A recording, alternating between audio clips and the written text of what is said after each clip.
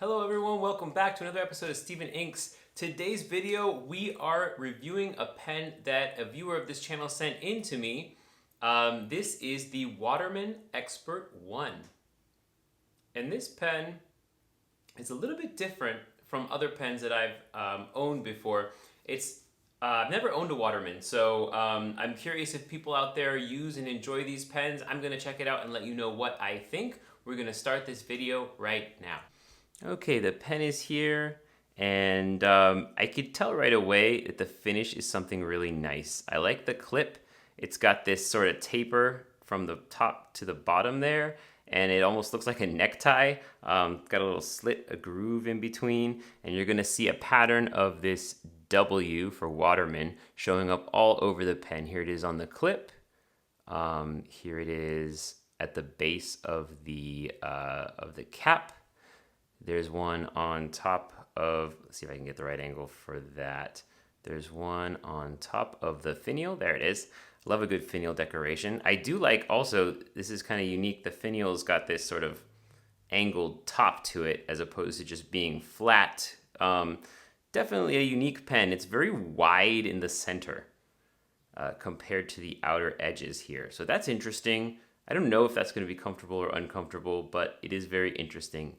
Very balanced design with the little gold rings, gold colored rings, I should say, and the top and bottom, and this sort of double band here in the center. I like it. I think it's really cool. And then on the back, it does say, we've got Waterman, Paris, and it is stamped. This will be really hard to see because it's black, but right there it says made in France. So this is produced in the country of origin for Waterman. So taking the cap off, one of my favorite things about this pen is this super unique nib. It's kind of hard to tell with the reflections from my lights, but the sides are gold with a silver streak down the center. Once again, we have that Waterman W right there, just themed throughout. Really interesting shape for a breather hole, and the nib itself has this like triangular faceted look to it. So really fascinating, really fun to look at. There's another gold band right there, just at the base of the nib connection to the section. I do normally have a big problem with step downs, big step downs, but this one's not abrupt. It's actually kind of at a slight angle. You can see how the pen body, let's just get that right there, just sort of top to bottom, there's a little bit of a diagonal. And so even if I'm holding the pen right here, which is about where I tend to hold it when I'm drawing something, it's not too uncomfortable. So I think that's gonna work. Another cool thing, check this out. Snap to post. I love that. I'm trying to think if I have any pens that snap to post, and I can't remember if I do. So why don't we do that more often? I think posting is one of the things that really, when it's off and a pen doesn't post well, it can ruin the entire experience of the pen for me. Maybe I'm unique in that, but let me know. Does a bad post ruin the pen for you?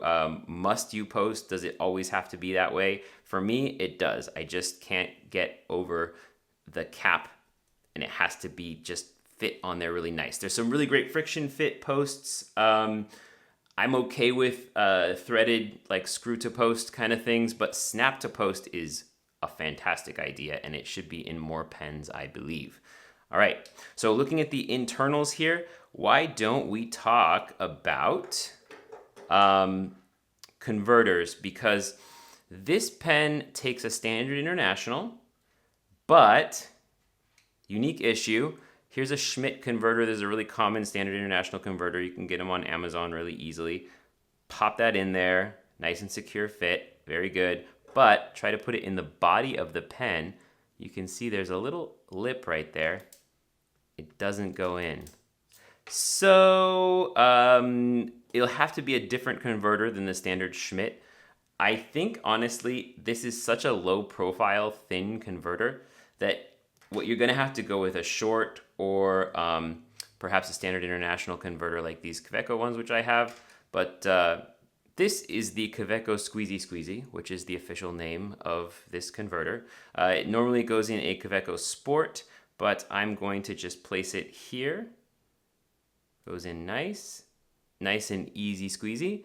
And you're gonna just like squeeze this to fill up the pen. This does fit perfectly. So my guess is that this pen was designed to be used with standard international cartridges, was not intended to be used with a converter, but there are options if you must have a converter so you can put your favorite ink in it. So that does it for the parts of this pen. I'm really interested to see how this is going to play out with making lines. So why don't we ink it up? So I have an unwritten rule when it comes to black pens is that they can have whatever color you want to put in them because black goes with everything.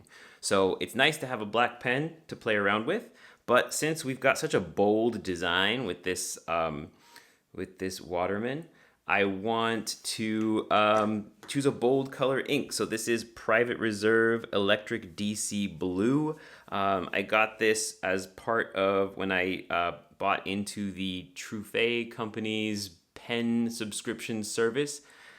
As if you could watch the videos from that, you know that I didn't really enjoy the pen choices they gave me, but I thought they were spot on with their inks that they sent. I got several of my favorite colors of all time here, and this electric blue is not subtle at all, which I do like a good subtle ink, but in this case, I think perfect pairing for this Waterman pen. So I'm going to drop it in there, and I'm going to do the squeezy squeezy, for which this converter gets its name. Let's just see if, for some reason,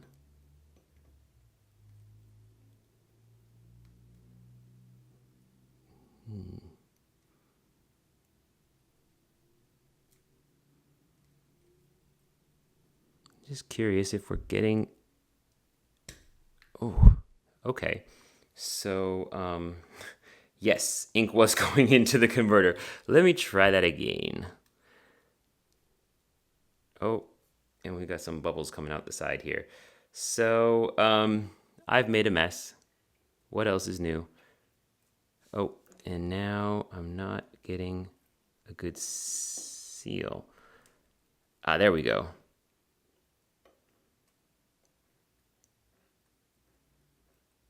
Nope.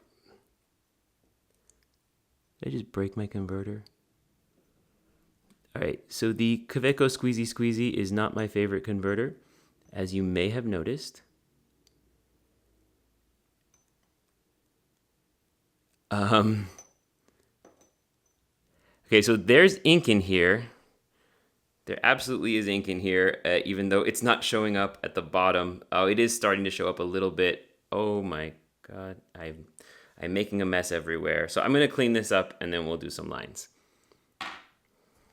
Okay, so update real quick. The Squeezy McSqueezy, the official Kaweco worst converter that I have, I think I might have torn it a little bit and it's stuck for some reason. I may need to double check if Waterman actually does take. I'm pretty sure I broke it because I've got ink all over my hands and this thing's not coming out, and I think I need to just replace it with a cartridge. I'm gonna go with this Kaweco green. So sorry about that, Private Reserve ink. I'm gonna use you in a future pen after I figure out how to get this thing off of the pen, and we'll come back. All right, there's been a new revelation, and unfortunately, I didn't find it out until I'd already punctured the cartridge, but it would appear that although, and I did look this up, Waterman does take standard international cartridges, so I don't know what happened to the other one. It does fit on the end here, but it does not fit, the standard international cartridge does not fit inside the body of the pen. My only option now, unfortunately, is to take apart my Kaweco Sport and get the the pushy pulley converter, again, the official name of that converter, since our good friend Mr. Squeezy McSqueezy is no longer with us.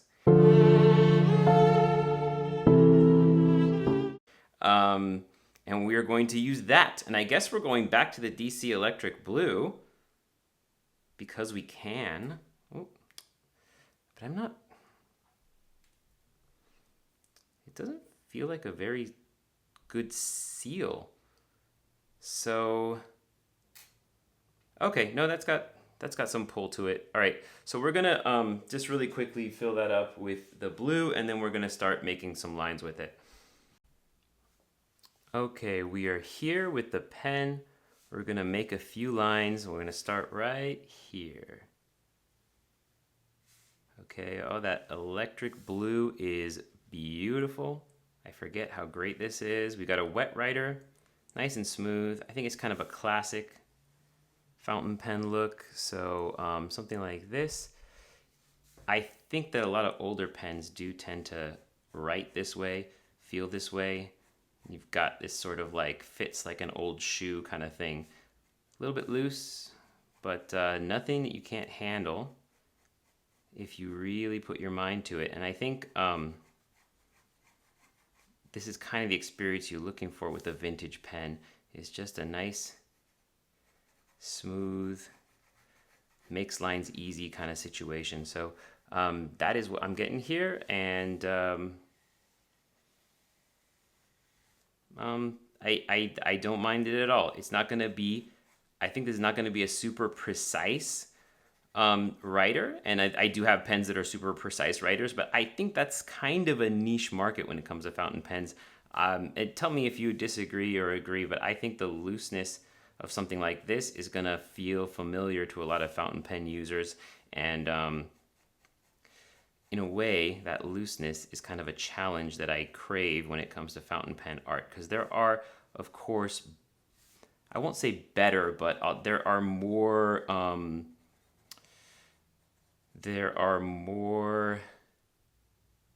precise tools that you could use over a fountain pen if that's what you're looking for. But the challenge of having a pen that makes lines so easy and can put down a lot of ink is that you have to restrain yourself when you're creating. And that I find to help me be a better artist. So if that's true for you, this is a pen that you might find to be very helpful. But I think I'm enjoying how this one writes.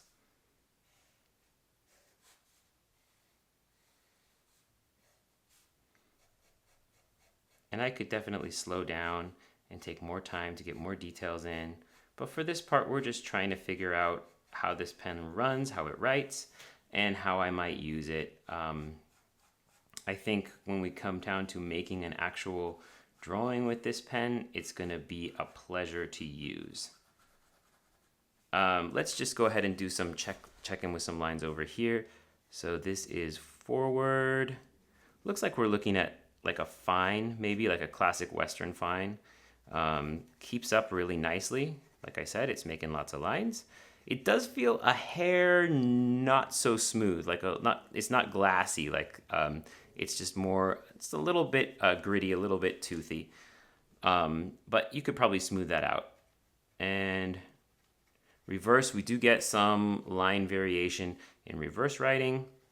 And it's a little more toothy doing the reverse writing, but you can do some fast lines and have it keep up. So there we go. We've got all of those things aware.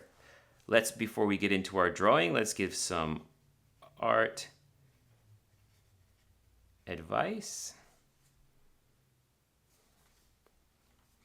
Something that I've been thinking about a lot lately. It's an advantage to not know what you're doing. Something to think about if you're creating art in a way where you can't find anybody that matches what you're doing, you can't find the right tutorials, you don't know how to do a certain thing and you're having to just try it on your own, you're in a fantastic place because you'll be creating something that either that nobody's ever done before or nobody's done it specifically in the way that you are doing it. So if you find yourself frustrated and confused and don't know where to go next, your next step is to be an amazing artist and figure it out. And your figuring it out is going to be the thing that sets you apart from everybody else's work, which could be really fun. So good luck, get lost in something, and I hope you enjoy this drawing. My fingers are covered in so much ink right now. All right. So the drawing here is a tribute to our cat. Her name is Cookie. She is 6 years old. And for the majority of those 6 years, she was an outdoor cat because we lived with people who had cat allergies. Recently, having bought a house, our own little place, we decided to move Cookie indoors just to keep her safe. And she's doing better now, but the first couple of days that we were in, she kept us awake the entire night, yowling at the top of her lungs to get into our bedroom, which we did set some boundaries for her that she's not allowed in the bedroom. We need at least one place that is not covered in cat hair because she is quite a shedder. But I think she's finally starting to take to it. She's really cute, so I forgive her, but I am very tired. And I think that the Waterman Expert did a really great job on this drawing. You can kind of see I managed to get a couple of tones because she has some dark and also some kind of tannish brown colors. She's a calico. And you can kind of see that pattern, and I think it looks like her, at least to the degree that I'm happy and pleased with how it turned out. So wish me luck with this cat because she's quite a lot to deal with. We love her anyway, and I don't know. I think that all in all, I do enjoy this pen, despite the very strange issue with the ink and what converter fits with it. I think that probably it is going to be a challenge to continue using it, but I do like it, and I hope that I will get a chance to use this pen more often as I go along. So yeah, I hope you enjoyed that drawing.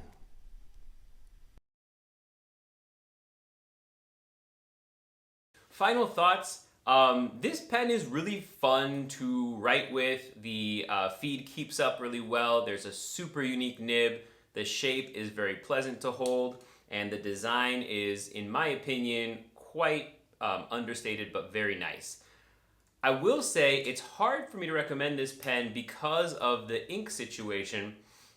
And if you're someone who uses Waterman pens a lot, let me know in the comments if this is a common problem, or if there's like a low profile, like a thinner Standard International cartridge than the ones that I have, because I couldn't find anything besides the Kaweco pushy pulley converter to make it work.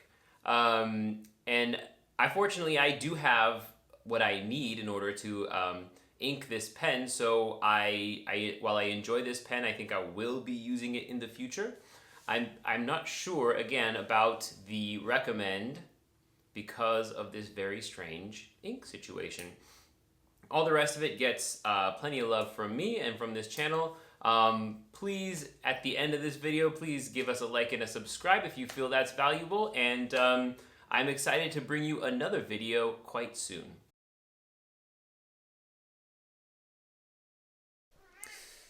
You know, sometimes I wonder if I should just give up on YouTube and devote my attention to catfishing schemes instead.